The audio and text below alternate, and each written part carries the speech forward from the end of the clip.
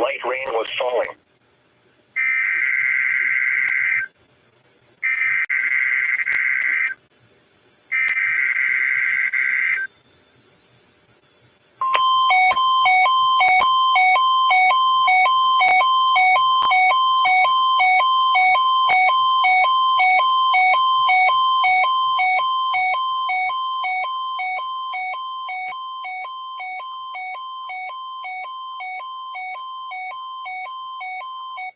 Conducted annually to allow schools, businesses, emergency managers, and the public to exercise their tornado safety procedures.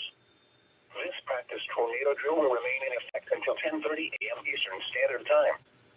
There will be no follow-up statements issued. Schools and businesses participating in the tornado drill should exercise their severe weather safety plans now. This test also serves as the emergency alert system required monthly test for March. Broadcasters, in cooperation with local, state, and national authorities, have developed this system to provide the public with important emergency information should the need arise. This concludes the statewide tornado drill and test of the North Carolina Emergency Alert System.